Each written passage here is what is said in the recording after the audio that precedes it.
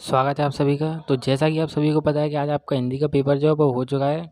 तो इस वाली वीडियो में हम जो है 801 डीएफ इस वाले पेपर को जो अच्छी तरीके से मैं आपको सॉल्व करके बताऊंगा। एक एक क्वेश्चन जो हम इस वाले वीडियो में जो है कवर करने वाले हैं, इसलिए वीडियो को पूरा ज़रूर देखें। चलिए शुरू करते हैं। तो सबसे पहले क्या है, जो आपको जो है निर्देश दिए गए हैं ये सभी आपने पढ़ लिया होंगे। तो हम सीधा क्या करते हैं, सॉल्व करने पर आते हैं। बहुविकल्पीय प्रश्न आपको खंडई में दिए गए हैं, इन्हें हम एक एक करके सॉल्व करते हैं। तो जैसा कि पहला क्वेश्चन है जिसमें हमसे कह रहा है हंस पत्रिका के प्रथम संपादक थे, यानी जो हंस पत्रिका थी इसके प्रथम संपादक कौन थे? प्रेमचंद जी। तो जो ऑप्शन ए जो है हमारा वो राइट आंसर हो जाएगा। ठीक है, आप इस तरीके से मिलाते हुए चलना कि आपको जो है पेपर में आपने कौन सा लगाया हुआ है, जो ठीक है मतलब ऑप्शन ए लगाया बी लगाया, इस तरीके से आपको जो है मिला लेना है। और इस तरीके से जो आपको अपने नंबरों का जो है एक आइडिया हो जाएगा कि आपके कितने नंबर आने वाले हैं। और जो हमारा प्रश्न ऑप्शन नंबर 2 है उसमें कह रहा है शुक्ल युग के प्रसिद्ध उपन्यासकार हैं, यानी जो शुक्ल युग है इसके प्रसिद्ध उपन्यासकार कौन थे? भगवती चरण वर्मा जो है इसका सही आंसर हो जाएगा ऑप्शन सी। और क्वेश्चन नंबर 3 जो है ये क्वेश्चन मैंने आपको मॉडल में भी कराया है, तो वो रिपीटेड क्वेश्चन है, तो आपको पता ही होगा कि नीड़ का निर्माण फिर किस विधा की रचना है? तो मैं ये आपको बता दूं, ये आत्मकथा विधा की रचना है, यानी कि ऑप्शन बी जो है वो आपका राइट आंसर है। अब हम चलते हैं आगे। तो हमारा जो क्वेश्चन नंबर 4 है उसमें हमसे कह रहा है कि चेखव एक इंटरव्यू के लेखक कौन है? तो इसका ऑप्शन जो ए जो है वो राइट आंसर है, यानी कि राजेंद्र यादव जी हमारे इसके लेखक हैं। प्रश्न नंबर 5 में हमसे कह रहा है ध्रुव स्वामिनी नाटक के रचनाकार हैं। ध्रुव स्वामिनी जो नाटक है उसके रचनाकार हमें बताना है, तो ऑप्शन सी जो है वो हमारा राइट आंसर है, यानी कि जयशंकर प्रसाद जो आपका सही आंसर होगा। अब हमसे प्रश्न नंबर 6 में हमसे कह रहा है कि रीतकाल की रचना है, यानी जो रीतकाल की रचना वो क्या है? रामचंद्र का जो है वो आपका सही आंसर है, रीतकाल की रचना है। अब हम चलते हैं अपने प्रश्न नंबर 7 पर। तो प्रश्न नंबर 7 में हमसे कह रहा है कि तारा सप्तक का प्रकाशन वर्ष है, यानी जो तारा सप्तक था इसका प्रकाशन वर्ष जो प्रकाशित हुई थी जो तो किस सन में हुई थी? जो हमारा ऑप्शन जो है वो बी जो है वो राइट आंसर है, यानी कि 1943 ईस्वी में प्रकाशित हुई थी। अब हम चलते हैं अपने प्रश्न नंबर 8 पर, जिससे हमसे कह रहा है कि लोकायतन के रचनाकार हैं, यानी इसके जो रचनाकार हैं वो हमें बताना है। तो जो हमारा 8 जो है इसका आंसर जो है सुमित्रानंदन पंत, यानी कि ऑप्शन बी जो है हमारा राइट आंसर है। इसके बाद हमें कुछ प्रश्न नंबर 9वां है, उसमें हमसे कह रहा है कि बहुरी अकेले के रचनाकार हैं, यानी जो बहुरी अकेले इसकी रचना कौन है? रचनाकार अशोक वाजपेयी जी हैं, यानी ऑप्शन जो ए जो है हमारा वो राइट आंसर है। अब हम चलते हैं अपने प्रश्न नंबर 10 पर। तो प्रश्न नंबर 10 में हमसे कह रहा है कि रीतकाल की समय अवधि में माना जाता है, यानी जो रीतकाल है उसकी समय अवधि कितनी है ये आपको बताना है। तो सन 1643 से 1843 तक, यानी कि सन 1643 से 1843 तक, यानी ऑप्शन सी जो है वो आपका राइट आंसर है। ठीक है, अब हम चलते हैं अपने प्रश्न नंबर 11 पर। ये भी आपके पेपर में मैंने बताया था पहले आएगा, यानी ये वाला क्वेश्चन है, इसमें कह रहा है हमसे हास्य रस का स्थायी भाव है। तो ये सभी को पता होगा हास्य होता है। ठीक है, ऑप्शन डी जो है वो हमारा राइट आंसर है। इसके बाद हमसे एक परिभाषा है जो पूछ रहा है, इसके भी मैं बता चुका था आपको कि प्रश्न नंबर 12 में कहता है जहाँ पर उपमेय की किसी उपमा से गुण धर्म के आधार पर समानता की जाए वहाँ कौन सा अलंकार है? तो वहाँ क्या होता है? हमारा उपमा अलंकार होता है, यानी ऑप्शन बी जो है वो हमारा राइट आंसर है।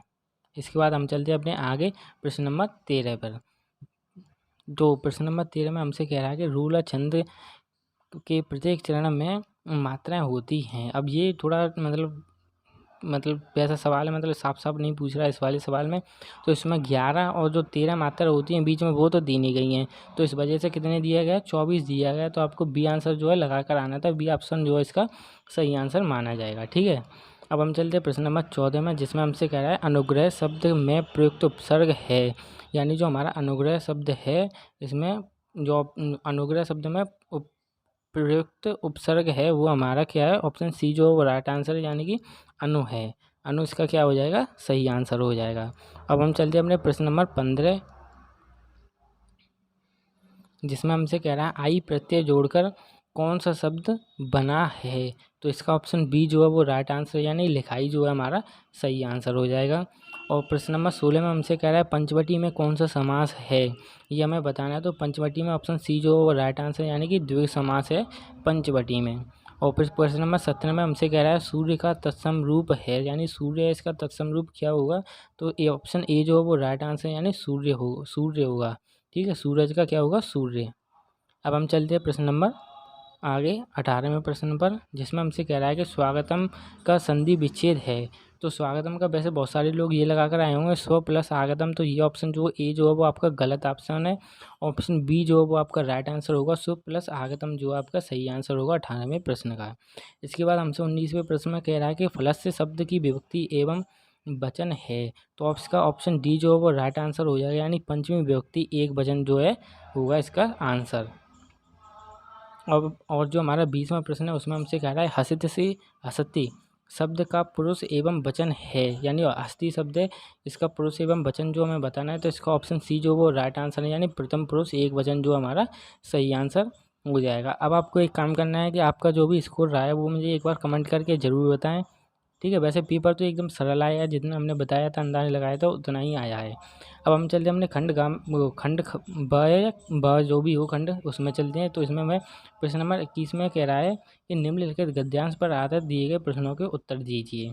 तो ये आपका गद्यांश दिया गया है, इसमें ये 3 प्रश्न दे रहा है कि पहला जो प्रश्न है उसमें हमसे कह रहा है उपयुक्त गद्यांश के पाठ और लेखक का नाम बताइए। यानी जो ये वाला जो गद्यांश है, इस वाला जो गद्यांश का आंसर ये किससे लिया गया है, ये भारतीय संस्कृति से लिया गया है और इसके जो रचनाकार हैं वो हमारे डॉक्टर राजेंद्र प्रसाद जी। तो इसका आंसर मैंने आपको बता दिया है, ठीक है। अब प्रश्न नंबर 2 में कह रहा है कि गद्यांश के रेखांकन अंश की व्याख्या कीजिए। ये भी आपने कर दिया ही होगा, रेखांकन अंश की व्याख्या। और जो तीसरा क्वेश्चन है वो इससे पूछा ही जाता है, पढ़कर आपको पता चल गया होगा। अब मैं आपको प्रश्न नंबर बता देता हूँ, इसमें एक और अथवा करके दे रहा है उस वाले को। तो ये जो है ये वाला इसमें कह रहा है कि उपयुक्त गद्यांश के पाठ और लेखक का नाम लिखिए। तो ये पाठ जो है वो ये पाठ है ममता पाठ है, और इसके लेखक कौन है, जयशंकर प्रसाद जी हैं। तो इसके पाठ ये कौन सा है, ममता पाठ से लिया गया है, और इसके लेखक कौन है, जयशंकर प्रसाद जी। आपके पहले ऑप्शन का आंसर हो जाएगा। और दूसरा और जो तीसरा आंसर है वो सेम ऊपर वाले की तरह है। और जो अब हम चलते हैं अपने प्रश्न नंबर 22, जिसमें अभी हमें क्या दिया गया है, सेम क्वेश्चन है, बस उसमें गद्यांश से इसमें क्या दिया है, पद्यांश दिया गया है, ठीक है। तो अब इसमें हम क्या करते हैं, 3 प्रश्न पूछ रहा है, उन प्रश्नों को देखते हैं। तो इसमें हमसे पहले प्रश्न में कह रहा है कि उपयुक्त पद्यांश का संदर्भ लिखिए। तो इसका संदर्भ जो होगा वो आपको पता ही होगा किस तरीके से लिखा जाएगा। तो संदर्भ में क्या क्या मेन होता है, यानी पाठ का नाम और लेखक का नाम होता है। तो जैसे कि आप सभी को पढ़कर ही पता चल गया होगा कि ये जो है ये मतलब पद्यांश है, इसकी पद्यांश ये झांसी की रानी है, झांसी की रानी की समाधि पर ये जो है हमारे चैप्टर का नाम है। और सुभद्रा कुमारी चौहान जी हैं वो इसकी रचयिता हैं, यानी जब लेखनी या भी लिखा है इन्होंने कुछ भी इस तरीके से जो आपने जो है इसका संदर्भ लिख दिया होगा। फिर रेखांकन अंश की व्याख्या भी कह रहा है, तो ये भी आपको पता होगा। और तीसरे प्रश्न में कह रहा है उपयुक्त पद्यांश में किसकी वीरता का वर्णन किया गया है। तो ये भी आपको पता होगा कि इस वाले जो पद्यांश है उसमें झांसी की रानी है उनकी वीरता का वर्णन किया गया है। इसमें हमें अथवा करके एक और पद्यांश दिया गया है जिसमें भी 3 प्रश्न पूछ रहा है। तो मैं आपको प्रश्न दिखाता हूँ। जैसे कि ये पूछ रहा है कि उपयुक्त पद्यांश का संदर्भ लिखिए। तो ये वाला जो पद्यांश है इसके रचयिता जो है सूरदास जी हैं, और ये किससे लिया गया, पद से लिया गया है। तो ये इस तरीके से आपको पता चलेगा होगा, संदर्भ आपने लिख दिया होगा। आप देख भी सकते हैं कि यहाँ पर जो है सूरदास जी का जो नाम है वो हिंट भी कर रहा है, अगर आपने अच्छी तरीके से ध्यान से पढ़ा होगा। रेखांकन अंश की व्याख्या आपको बताइए कैसे करते हैं। और जो ये इस वाले तीसरे प्रश्न में कह रहा है उपयुक्त पद्यांश में किसकी बाल क्रीड़ा का कवि ने वर्णन किया। तो ये सभी को आपको पता होगा, कान्हा जी, कृष्णा जी, जो भी आप कहते हैं उनका वर्णन किया है। अब प्रश्न नंबर 23 में हमें क्या कह रहा है, संस्कृत में पद्यांश दे रहा है। पहला जो पद्यांश है, जो पद्यांश है क्या है, अवतरण मान लो, कुछ भी मान लो, मतलब ये पैराग्राफ दे रहा है, इसका क्या करना है, हमें संदर्भ सहित हिंदी अनुवाद करना है। हिंदी अनुवाद आपको पता ही होगा कैसे करना है, ठीक है। अब मैं आपको बता देता हूँ, संदर्भ लिखना है। तो आपने संदर्भ लिख लिया होगा। ये जो है पैराग्राफ ये किस वाले चैप्टर से लिया गया, प्रबोधो ग्रामीण नामक पाठ से लिया गया है। संदर्भ आपने कुछ इस तरीके से लिखा होगा। प्रस्तुत अवतरण हमारी हिंदी पाठ्य पुस्तक के प्रबोधो ग्रामीण नामक पाठ से लिया गया है। कुछ इस तरीके से जो आपने संदर्भ लिखा होगा, जैसे भी आपने लिखा हो, ठीक है, मतलब इस चैप्टर का नाम जरूर लिखा हो तो आपका जो है सही माना जाएगा।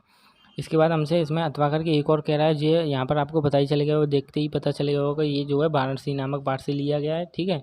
और इसका भी आपने संदर्भ लिख दिया होगा, व्याख्या आपको पता ही होगी कैसे करनी है। अब हम चलते हैं प्रश्न नंबर 24 में, जिसमें हमसे कह रहा है निम्नलिखित संस्कृत पद्यांश में से किसी एक पद्यांश का संदर्भ सहित हिंदी अनुवाद कीजिए। ये हमें सिर्फ 5 नंबर के लिए, ये भी बहुत सही चीज़ आई है इस बार। तो ये पहला जो आपका क्या है पद्यांश है, ये किससे लिया गया है? ये वीर वीरेण पूज्यते से लिया गया है, ठीक है। इस तरीके से आप इसका आपने अनुवाद भी लिख दिया होगा और संदर्भ में बता देता हूँ, यानी वीर वीरेण पूज्यते से ये लिया गया है। और जो समय अथवा करके हमें दे रहा है, तो ये जीवन सूत्राणी नामक पाठ से लिया गया है, जो दूसरा हमारा है वो। ठीक, अब हम चलते हैं प्रश्न नंबर 25 में, जिसमें आपसे कह रहा है स्व पठित खंडकाव्य के आधार पर निम्नलिखित प्रश्नों में से किसी एक प्रश्न का उत्तर दीजिए। तो जैसे जिसका भी आपके यहाँ पर मतलब ये जिला के हिसाब से बटे हुए होते हैं, तो जिसका भी आपको याद हो उसका आप लिख ही आए होंगे, ठीक है। अब हम चलते हैं नीचे प्रश्न नंबर 26 पर। तो 26 में हमें क्या दे रहा है? 3 लेखक दे रहा है, इन सब के हमें क्या क्या करना है? एक प्रमुख रचना लिखनी है और उनके जीवन परिचय भी लिखना है। तो जयशंकर प्रसाद, भगवती शरण उपाध्याय और आचार्य रामचंद्र शुक्ल, जिसका भी आपने लिखा हो अच्छी बात है, कम से कम 1 पेज का होना चाहिए, तो आपको पूरे 5 नंबर मिलेंगे। और रचना की जहाँ तक बात है, बहुत से लोग सोचते हैं 3-4, तो आप दो रचना भी लिख कर आए होंगे तो आपको पूरे नंबर मिलेंगे, यहाँ तक कि एक रचना के भी आपको नंबर मिलेंगे। इसमें एक पद्य से भी हमें दे रहा है, एक क्या है कवि का जीवन परिचय लिखना है। इसमें हमें क्या क्या दिया गया? तुलसीदास जी दिया गया, बिहारी लाल जी दिया गया और मैथिली शरण गुप्त जी हैं। इनमें से आपको जिसका भी अच्छा लगा हो, सरल लगा हो, उसका आपको लिख देना था, ठीक है। ये भी आपको पता होगा कैसे लिख कर आते हैं। अब बचता है हमारा प्रश्न नंबर 27 पर। तो 27 में हमें क्या करना है? आपको एक श्लोक लिखना है, जो इस चैप्टर यानी जो इसे है ना पेपर, इस वाले पेपर में ना हो, वो आपको एक श्लोक लिख देना है, ठीक है। उस श्लोक में मान लो अगर थोड़ी बहुत मात्रा वात्रा की भी गलती है तो कोई दिक्कत नहीं है, लेकिन साफ लिखा होना चाहिए, तो आपको पूरे 2 नंबर मिलेंगे। इसके बाद प्रश्न नंबर 28 में जो आपको संस्कृत के जो कितने 5 प्रश्न दे रहा है, इनमें से क्या करना है? 2 प्रश्न कोई भी 2 प्रश्न जिनके आपको आंसर आ रहे हैं उनके आंसर आपने लिख दिए होंगे। और प्रश्न नंबर 29 में हमसे क्या करवा रहा है? प्रश्न नंबर 29 में हमसे एक विषय पर निबंध लिखवा रहा है। पहला है जीवन में विज्ञान का महत्व, विद्यार्थी और अनुशासन, वनों से लाभ, देश प्रेम, आतंकवाद, कारण एवं निवारण। इन 5 में से जिसका भी आपको सरल लगा हो, कम से कम आप जो है 1-2 पेज का आप इनका निबंध लिख कर आए होंगे। इस तरीके से जो आपका पूरा पेपर जो है वो होता है सॉल्व। और अगर आपको वीडियो अच्छी लगी हो तो वीडियो को लाइक करें, चैनल पर नए हैं तो सब्सक्राइब करें, ठीक है। मिलते हैं अगली वीडियो में, तब तक के लिए जय हिंद, जय भारत, धन्यवाद।